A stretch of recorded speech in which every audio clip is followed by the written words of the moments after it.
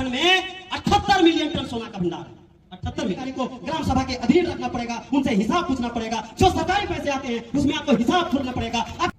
तो आज तक ये तय ना हो पाले है कि झारखंडी कौन लगाए और बाहरी कौन लगाए, ये बड़ा दुर्भाग्य की बात है।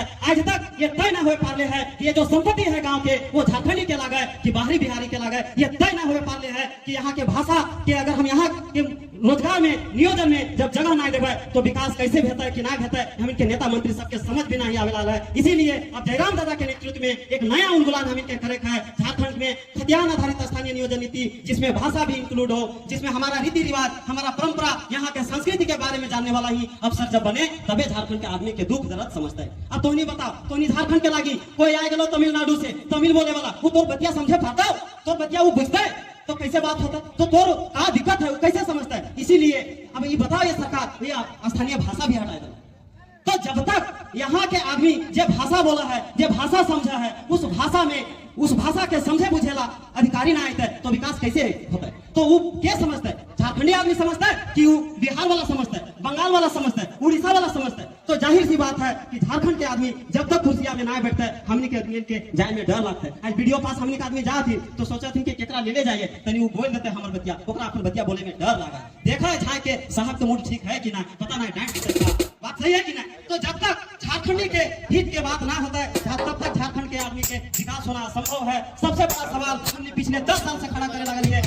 पूरा में 35 करोड़ वाला कंपनी का आवंटन हो जा रहा है, 305 गांव के बचवे के लेके पिछले 10 साल से संघर्ष करती है। और हमने एक सवाल छड़ा दिया है कि बताओ ये जो जमीन के नीचे जो कोयला है, जमीन के नीचे जो संपत्ति है, उसका मालिक कौन है? क्या झारखंडी इसका मालिक है, सरकार इसका मालिक है, या कंपनी इसका मालिक है? हम लोग सीओ से आज्ञा लगाकर पूछे, बताओ तुम जो कहते हो कि 3 फीट के नीचे सरकार मालिक है, ये भारत के संविधान में कौन सा आर्टिकल में कौन सा ऐसा कानून है जिसमें ये बात कहते हो कि सरकार मालिक है, जनता मालिक नहीं है? तो पता है उसने क्या जवाब दिया? उसने ये जवाब दिया कि सवाल का मेरे पास जवाब नहीं है। और वास्तविक बात यही है, संविधान का एक भी आर्टिकल ऐसा नहीं है जिसमें यह कहता है कि जमीन के नीचे जो कोयला है उसका मालिक सरकार है, जमीन के नीचे जो हीरा है उसका मालिक कोई कंपनी है, जमीन के नीचे जो सोना है, हमारे गांव में जो पत्थर है, हमारे गांव में जो बालू है, या अन्य तमाम जो संपत्ति है उसका मालिक कोई सरकार नहीं है, सिर्फ रॉयल्टी लेने का हकदार है, रॉयल्टी। तो सोचिए कि हम लोग कितना अमीर हैं, लेकिन हम लोग संविधान को नहीं समझते हैं, हम लोग नहीं पढ़ते हैं, इसीलिए दूसरा कोई लूटता है और हम सिर्फ एक नौकरी एक रोजगार पाने के चक्कर में हम अपनी चीजों को खो रहे हैं। क्या आप जानते हैं झारखंड में सोना कितना है? झारखंड में 78 मिलियन टन सोना का भंडार है। 78 मिलियन।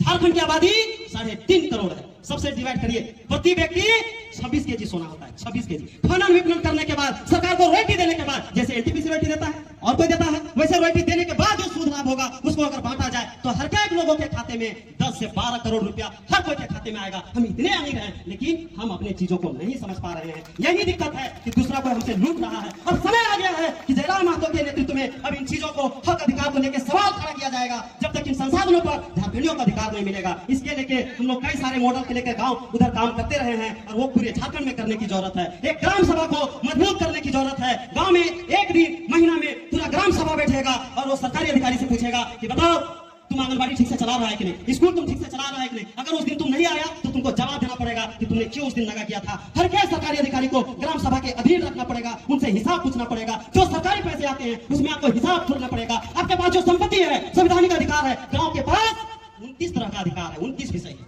और उस 29 विषय में जो पंचायती राज अधिनियम का 243(j)(d) यह कहता है कि आपके गांव में तमाम जितने भौतिक संसाधन है उसमें सबको कैसे बराबर हिस्सेदारी मिलेगी, ये सुनिश्चित करने का है। लेकिन ये चीजें लागू नहीं हो रहा है। इसीलिए आज भी हमारे पास सब कुछ है, दूसरा को हमारा बालू ले जाता है, दूसरा वो नेता का कोई साला है वो है सो टेंडर ले लिया, किसी कोई नेता अफसर का कोई चमचा बेचा है वो उसको ठेका पट्टा मिल गया, वो सारा माल अकेले खा रहा है। हम लोग ताक रहे हैं। मालिक जब सुतेगा तो नौकर लूटेगा। जब नौकर लूट इसलिए रहा है क्योंकि आप लोग मालिक हैं। इस लोकतंत्र में जनता मालिक होता है और जनता सोया हुआ है। इसलिए आज झारखंड का दुर्भाग्य हो रहा है, झारखंड की स्थिति खराब है। इसीलिए आज ही बात करने के समझे को तो और आज लड़ाई शुरू करे को तो अगर 22 साल बाद भी अगर हमने ऐसे काम में तेल डाल के अगर सुतले रही तो यकीन कर आज लड़े की स्थिति में ही आने वाला समय में हमने ना लड़े पार भी, हमने अपन हक अधिकार ना बचवे पार भी और इतना संपत्ति दूसरे लूट के ले जेतो। इसीलिए अब इस लड़ाई के खड़ा करना है और इस आंदोलन के आगे लेके जाना है। 24 के चुनाव में हमारा झारखंडियों का जो हक अधिकार के लेके जो प्रारूप तैयार करेंगे उसको सबके बीच में हम लोग लेके जाने का काम करेंगे। उन चीजों पर हम सबको काम करना पड़ेगा। हर एक आदमी को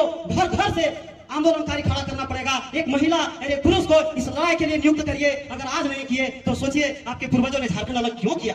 क्या इसी दिन के लिए किया था कि आपकी नौकरी दूसरे लिए लूट के खाए, आपके संसाधन दूसरे लूट कर खाए? अगर ऐसा नहीं चाहते हैं तो आपके पूर्वजों ने खून बहाकर झारखंड अलग तो दे दिया, अब आपकी जिम्मेदारी है कि इस झारखंड में कैसे अपना अधिकार को लेंगे। इसी बात के लेके अब लड़ाई शुरू करना है, इस आंदोलन को आगे बढ़ाना है। इन्हीं बातों के साथ आप सभी को बहुत बहुत धन्यवाद। आप लोग जयराम दा की बात को सुनेंगे, उनके आंदोलन को मजबूत करेंगे कि ताकि हम 24 में